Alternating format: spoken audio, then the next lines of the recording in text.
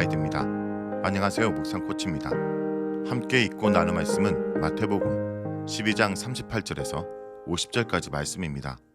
예수님은 믿지 않으면서 표적을 구하는 종교 지도자들을 책망하시며 요나의 표적밖에 보일 표적이 없다라고 말씀하십니다. 또한 하나님의 뜻대로 행하는 자들이 예수님의 진정한 가족이라고 선언하십니다. 38절에서 45절 읽겠습니다. 그때 서기관과 바리새인 중 몇 사람이 말하되 선생님이여 우리에게 표적 보여주기를 원하나이다. 예수께서 대답하여 이르시되 악하고 음란한 세대가 표적을 구하나 선지자 요나의 표적밖에는 보일 표적이 없느니라. 요나가 밤낮 사흘 동안 큰 물고기 뱃속에 있었던 것 같이 인자도 밤낮 사흘 동안 땅속에 있느니라. 심판때에 니느웨 사람들이 일어나 이 세대 사람을 정죄하리니 이는 그들이 요나의 전도를 듣고 회개하였음이거니와 요나보다 더 큰 이가 여기 있으며 심판때에 남방 여왕이 일어나 이 세대 사람들을 정죄하리니 이는 그가 솔로몬의 지혜로운 말을 들으려고 땅 끝에서 왔음이거니와 솔로몬보다 더 큰 이가 여기 있느니라.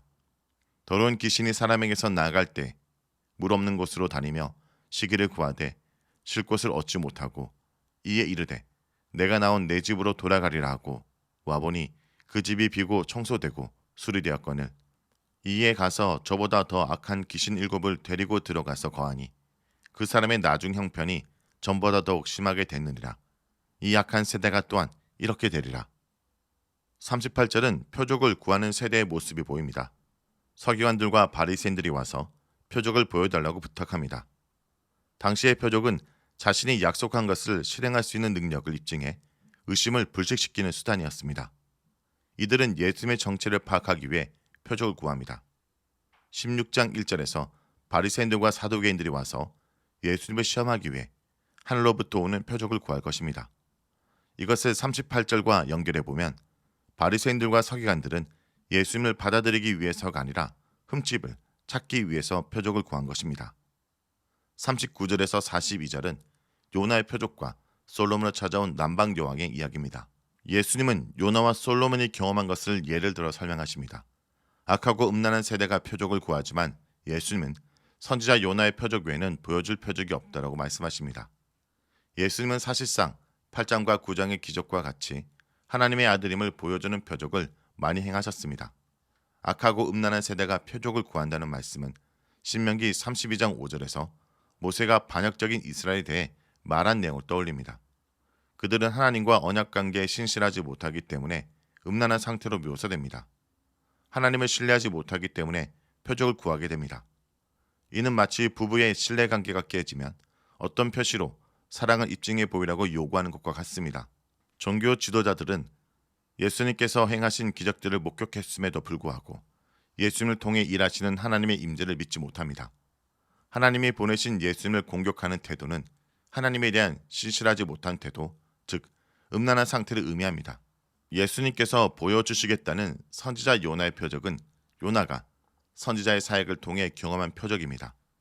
여기서 예수님은 요나를 선지자로 칭함으로써 선지자적 사역을 행하는 메시아의 운명을 미리 보여주는 예로 제시합니다. 요나의 표적과 인자의 표적 사이 유사점은 그들의 공통적인 경험에 있습니다. 요나는 3일 반낮 바다 괴물 속에 들어 있었고 예수님은 3일을 땅의 심장에 계실 것입니다. 땅의 심장은 무덤을 가리킵니다. 바리새인들과 서기관들은 기적적인 표적을 요구했으나 예수님께서 보여주실 표적은 강함이 아니라 약함입니다. 또한 예수님의 죽음과 부활은 결과적으로 예수님을 거절한 이 세대가 반응에 실패했음을 입증하는 표적이 됩니다. 그리고 요나와 인자의 표적은 하나님의 심판을 전한 것에 대한 사람들의 반응도 포함됩니다.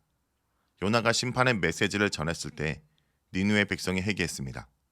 니느웨 사람들에게는 선지자 요나가 경험한 표적입니다.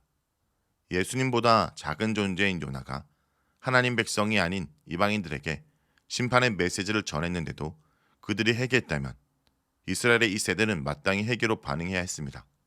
그러나 요나보다 더 큰 분의 심판 메시지도 불구하고 이 세대는 회개하지 않았습니다. 장차 마지막 심판에 니느웨 사람들이 일어나 세대를 비난할 것입니다.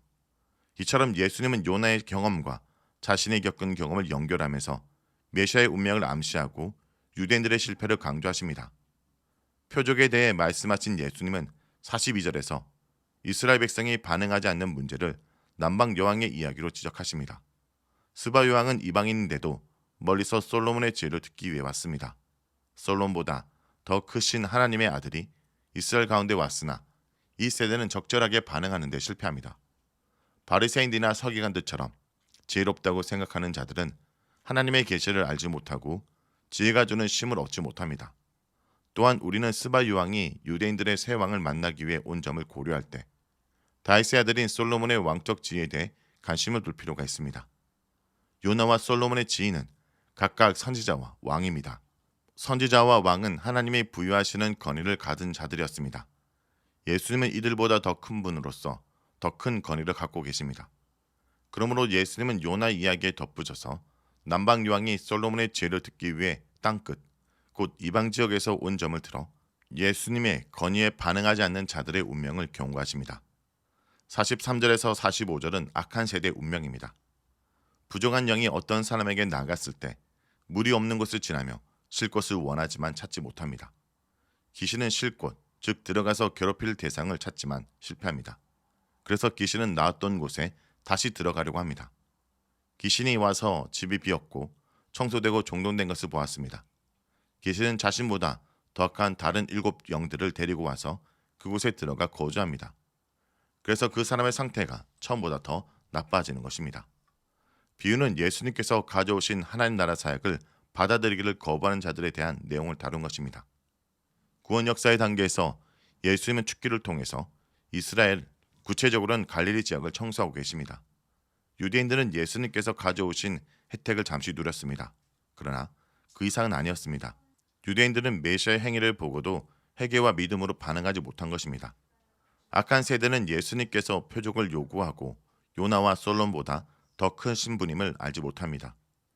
결국 이 세대는 지금보다 훨씬 더 심각한 처지에 놓이며 더 악한 세력들에 둘러싸여 고통을 겪게 될 것입니다. 이러한 방식은 오늘도 비슷하게 일어날 수 있습니다. 하나님의 일을 목격하거나 하늘나라 확장을 경험하면서도 예수님을 받아들이지 않는 사람은 맛만 보았을 뿐 구원을 받지 못한 것과 같은 더 큰 재앙에 노출될 수 있습니다. 은혜의 현장을 본 사람은 서둘러 이런 일을 가지고 오신 예수님을 영접하고 그분께 인생을 맡겨야 합니다. 46절에서 50절 읽겠습니다. 예수께서 무리에게 말씀하시되 그의 어머니와 동생들이 예수께 말하려고 밖에 섰더니 한 사람이 예수께 여짜오되 보소서 당신의 어머니와 동생들이 당신께 말하려고 밖에 서 있나이다 하니 말하던 사람에게 대답하여 이르시되 누가 내 어머니이며 내 동생들이냐 하시고 손을 내밀어 제자들을 가리켜 이르시되 나의 어머니와 나의 동생들을 보라. 누구든지 하늘에 계신 내 아버지의 뜻대로 하는 자가 내 형제요 자매요 어머니이다 하시더라. 46절에서 50절은 예수님의 모친과 형제들이 예수님과 대하려고 찾아온 장면을 배경으로 합니다. 본문은 예수님과 가족 사이의 갈등이 아니라 제자 공동체의 의미에 관한 내용입니다. 50절은 46절에서 50절의 핵심 구절을 제시하는 구절이며 예수님의 가족을 당시 사람들로 국한하지 않고 오고 오는 세대를 포함합니다. 다시 말해 예수님은 내 아버지를 다른 사람들의 아버지로 확장하시며 12 제자로 제한하지 않고 내 아버지의 뜻대로 하는 자를 가족으로 보십니다. 예수님은 하늘에 계신 내 아버지를 제자들의 아버지로 밝히십니다. 아버지의 뜻은 하늘 아버지의 의와 비슷하거나 동일한 의미입니다. 예수님은 이 뜻에 순종하는 모범을 보이셨습니다. 교회는 하늘 아버지의 뜻에 순종하는 제자 및 가족 공동체이며 아버지의 뜻을 행했는지가 심판의 기준입니다. 교회의 정체성은 하나님의 뜻에 순종하는 데 있습니다. 그때 아버지께서 순종하는 자녀의 삶을 본 세상 사람들로부터 영광을 받으십니다. 예수님의 가족이 된다는 것은 곧 예수님과의 관계에 들어가고 아버지의 보호 아래 들어간다는 뜻입니다. 자, 여기까지가 마태복음 12장 38절에서 50절까지 말씀입니다. 오늘 말씀을 통해 우리는 무엇을 묵상하고 적용해야 할까요? 하나님의 뜻대로 행하는 자가 예수님의 진정한 가족입니다. 하나님의 뜻을 실천하는 공동체, 그것이 교회의 정체성이며 그리스도인들의 정체성입니다. 세상적으로 강한 사람들이 모이고 화려하고 웅장한 건물을 건축한다 해도 교회됨의 정체성이 드러나지 않습니다. 오히려 그것 때문에 교회됨이 상실되고 거대한 돈과 권력에서 파생되는 온갖 유혹에 속절없이 무너짐으로 하나님의 이름을 망령되게 만들기 쉽습니다. 성도 여러분, 오늘도 불의한 세상 속에서 당당하게 하나님의 뜻을 실천하는 제자 공동체, 예수 가족 공동체가 되길 간절히 기도드립니다.